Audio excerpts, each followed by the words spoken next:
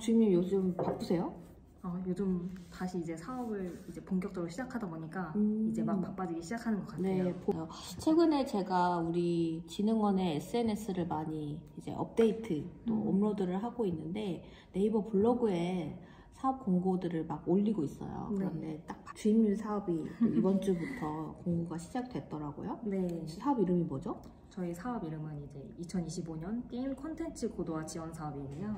네, 이게 12일부터 지금 모집 공고 중이더라고요. 네, 맞습니다. 그러면 제가 기업분들이 일일이 전화하거나 모집 공고문만 봤을 때 궁금했던 사항들을 직접 이렇게 물어보지 못할 수도 있잖아요. 네. 그래서 제가 대신 물어보는 코너를 가지기로 그 컨셉을 잡았습니다. 그래서 궁금해하실 사항들을 제가 대신 물어봐 드릴 거예요. 지원 사업을 신청할 때 가장 먼저 지켜야 될 게 접수 기간인데 이 사업의 모집 공고 기간은 언젠가요? 저희 사업 공고랑 접수 기간은 3월 10일 수요일부터 3월 26일 수요일 4시까지 15일간 진행되고 있습니다. 약 2주간 진행이 되고 그 접수 기간 안에 접수를 못하면 아예 안 되시는 거죠? 맞습니다. 그러면 3월 말쯤 접수가 되니까 빨리 서둘러야겠네요. 네. 사업계획서랑 갖가지 행정서류를 제출을 해야 되니까요. 그 후에 그러면 어떤 방식으로 그 선정평가가 진행되나요?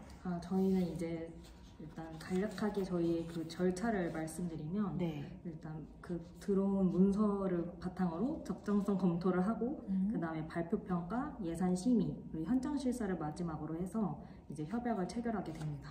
맞습니다. 그러면 선정평가 단계가 처음에 지원 서류를 보고 검토를 하고 발표평가가 있고 그 발표평가에서 이제 선정이 되신 기업들을 대상으로 현장 실사가 있고 예산도 심의가 있나요? 네, 예산 심의도 있고 절차가 꽤 많네요. 왜냐하면 작년에는 보니까 그 지원 분야가 2개였거든요. 시뮬레이션이랑 다른 어떤 거였던 것 같은데 이번에는 지원 장르가 한 가지더라고요. 이거 좀 설명해 주세요.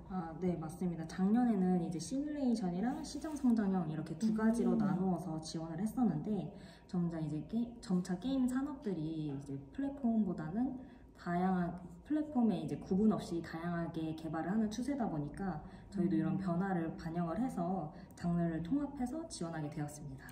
그러면 지원 금액은 얼마인가요? 기업들이 가장 궁금해할 사항일 것 같아요. 저희의 전체 지원금은 이제 4억 5천만 원이고요. 그리고 총 5개사 지원할 예정입니다. 작년과 다르게 분야로 나누지 않고 선정평가 순위를 기준으로 지원을 하게 되는데요.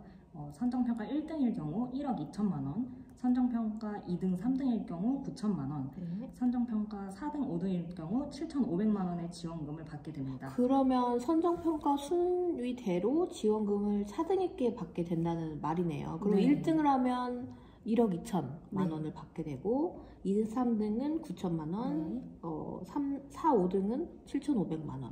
그러면 5위 안에만 들면 최소한 7,500만 원의 지원금을 수령하게 되고 거기에 점수가 높거나 이제 순위가 높으면 더 많은 인센티브를 받게 된다라는 거네요. 이게 작년과 다르게 진행되는 점이죠? 네. 지원 대상, 지원 자격은 어떤가요? 어떤 기업들이 지원을 할 수 있죠? 이제 기존 게임을 이미 좀 개발을 하셨는데 업그레이드를 하고 싶으실 때 지원이 가능하시고요. 일단 출시 이력이 있으시거나 아니면 출시 직전의 완성도를 가지고 있는 게임을 개발하시고 계시면 지원 가능하십니다. 예전에 지원을 받았었던 기업들도 이번 사업에 또 지원을 해도 되나요? 해당 사업을 진행할 때 가장 많이 질문을 주시는 부분인데요. 먼저 말씀드리면 지원 가능하십니다. 하지만 이제 이전에 개발했던 내용과 너무 동일하거나 유사하다고 판단될 시에는 좀 지원이 어렵기 때문에 이전과 다른 점을 명확하게 표시를 해주시면 지원은 가능할 것 같습니다. 타기관에서도 중복으로 지원받으면 안 되는 거죠?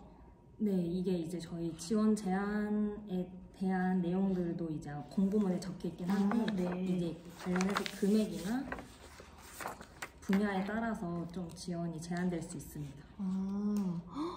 공고문에 이렇게 자세히 설명이 되어 있네요. 지원 참여 제한 사항이라고 해서 현재 주관 기관에서 최근 3년간 지원받은 누적 금액과 신규 신청 금액의 합계액이 225억을 초과하는 경우에도 제한이 되네요. 아, 이런 것들을 다 서류 심사 때 꼼꼼히 보시겠군요. 네, 맞습니다. 아, 네. 그 기업분들은 이 지원 참여 제한 사항을 꼼꼼히 보시고 본인이 그동안 다른 지원 사업들을 받았었던 것까지 한번 그 정리를 잘 하신 다음에 이 사업에 신청을 해야 될 것 같아요. 물론 지원 내용이라든지 금액도 중요하지만 본인들이 사업 제한 사항에 걸려 있는지 안 걸려 있는지, 왜냐하면 사업 계획서를 준비하는 기간이 꽤나 어렵고 많이 품이 들어가는 일인데 서류에서 탈락하시면 좀 안타깝잖아요. 그래서 꼭 그 사전에 담당자에게 이런 사항들이 있는데 지원할 수 있는지 여부를 확인을 하시면 좋을 것 같습니다. 아, 마지막 질문인데요. 이게 지원 사업은 보통 자부담금, 민간부담금이라는 걸 매칭하게 된 걸로 알고 있어요. 이 사업의 자부담금은 얼마인가요? 저희도 자부담금이 존재하는데요. 전체 총 사업비에서 10%를 자부담하셔야 됩니다. 아, 네. 그리고 그 자부담 금액은 전액 현금으로 지원을 해주셔야 합니다. 아, 네. 알겠습니다. 지원금이 90%, 자부담금이 10% 이상 네. 매칭을 해서 사업을 운영할 수 있게 하는 사업이네요. 그러면 이 사업 공고는 어디서 볼 수 있죠? 저희 대전 정보문화산업진흥원 공지사항에서 사업 공고에서도 보실 수 있고 네. 이나라 도움에서도 보실 수 있으시니까 많은 참여 부탁드리겠습니다. 알겠습니다. 오늘 바쁜 시간 내주셔서 감사합니다. 감사합니다. 네. 이름 좀 알려주세요. 저는 게임산업진흥팀의 김재윤 주임입니다. 네, 김재윤 주임님에게 연락하시면 되겠습니다. 감사합니다. 감사합니다.